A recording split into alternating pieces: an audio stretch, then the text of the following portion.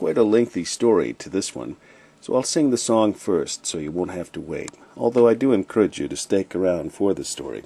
It's a great one by Alfred B. Smith.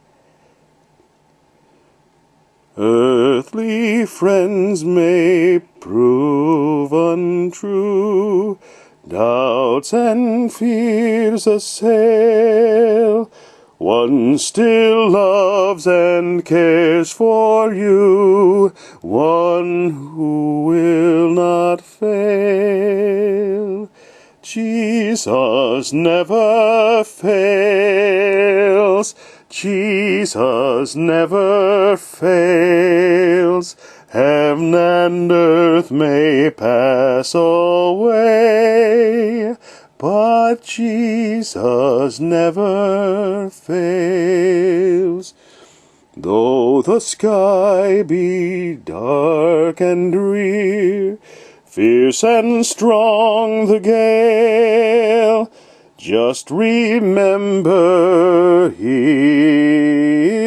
is near, and He will not fail.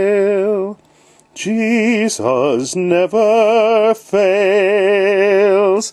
Jesus never fails. Heaven and earth may pass away, but Jesus never fails. In life's dark and bitter hour, love will still prevail. Trust His everlasting power. Jesus will not fail. Jesus never fails. Jesus never fails. Heaven and earth may pass away, but Jesus never fails. This was one of the first new gospel songs I learned as a young Christian, first as a chorus and then later on as a complete song. I'm always blessed as I sing or hear it.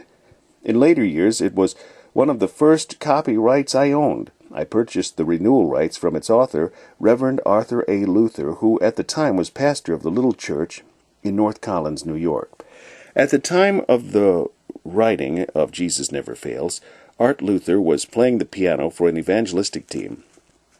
They had received an invitation to a church in a very remote area in the Kentucky mountains. It was in a little community. Literally at the end of the line for most of the year, it was accessible from the outside only by mountain railroad, which came up the mountain once a week.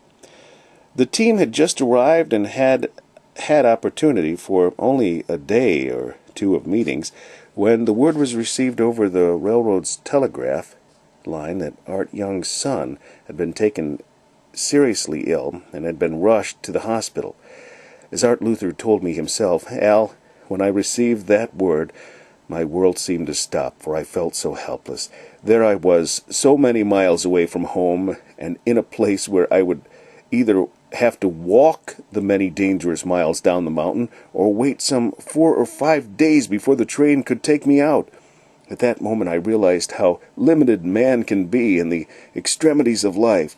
In the little Kentucky home where I was staying, I began to collect my thoughts and to talk to the Lord, for I knew He alone had the answer to my dilemma. Perhaps from force of habit I sat down at the piano and soon found myself playing a new melody to a truth that came flashing into my mind. Jesus never fails. I repeated the phrase, and then came, Heaven and earth may pass away, but Jesus never fails. I sang the completed chorus, and from there wrote a verse to it. Though the sky be dark and drear, fierce and strong the gale, just remember He is near, and He will not fail. This eventually became the second verse of the completed song, which I wrote that very afternoon. When I finished, a peace had settled over my anxious heart. I knew the God who never fails would find the answer, and He did. For just then, there was a knock at the door, and someone came with the news. Word had just been received over the telegraph wire that my son had passed the crisis, and all was well. The Lord had used Art Luther's hour of extremity to give to the world the beautiful song of assurance and trust. Jesus never fails. Just recently, a daughter of Art Luther handed me a little pamphlet that he had written in answer to the many requests that had come in for the story of Jesus Never Fails.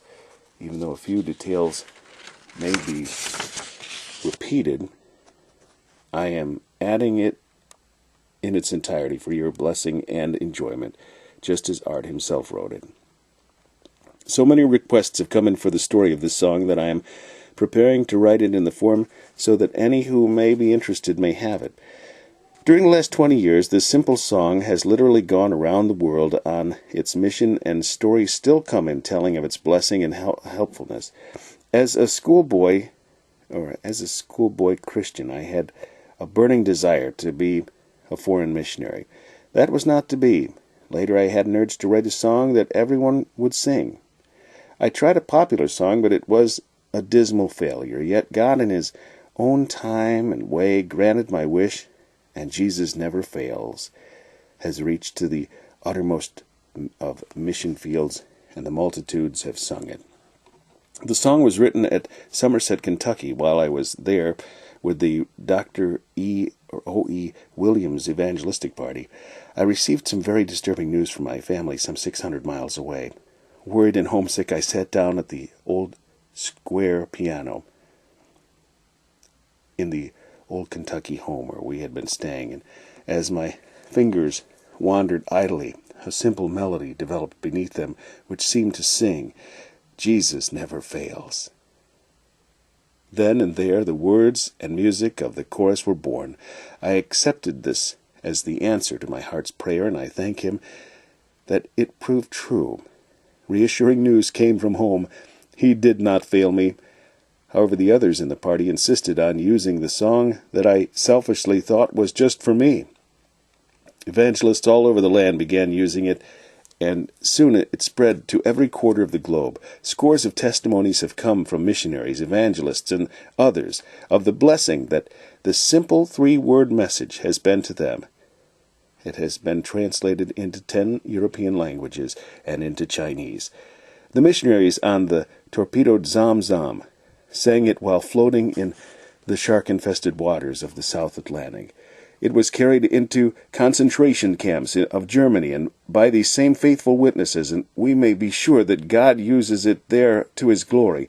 No one will ever know in how many ways this message has appeared on mottos, plaques, etc. Dr. Philpott tells how a motto was slipped into the casket at a funeral of a Jewish boy who had become a Christian. His pals who did it reported it went to heaven with Bonnie. Mrs. Williams tells me of a man who heard the chorus as he was on his way to drown himself.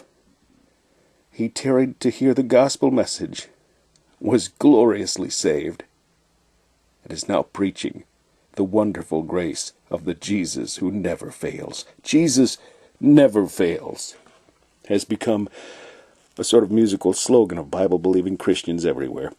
Men sang it at the battlefront as they girded themselves for the fray. On the home front, saints sing it as they do battle with the forces of sin in true confidence that the captain of their salvation fails not. I surely have every reason to praise God for this song that He gave me in the hour of my need, and which has gone on to bless the entire world with its message of triumph. God has indeed permitted me to be a missionary, and hosts of His children are singing the song He put in my soul.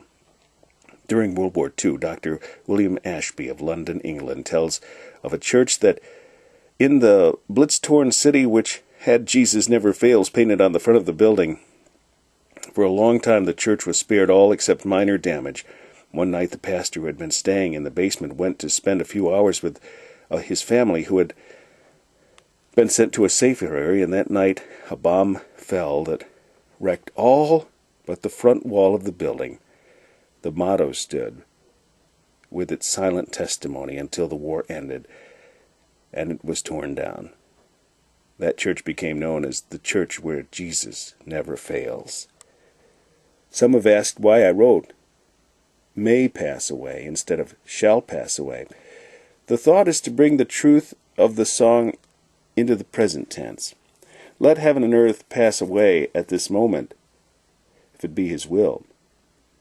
He fails not, and the future is secure. Let come what may, he is with us now. Therefore, will not we fear, though the earth be removed. Yours in his precious name, A. Luther, North Collins, New York, September 1st, 1847. And the book from which we read, Alfred B. Smith.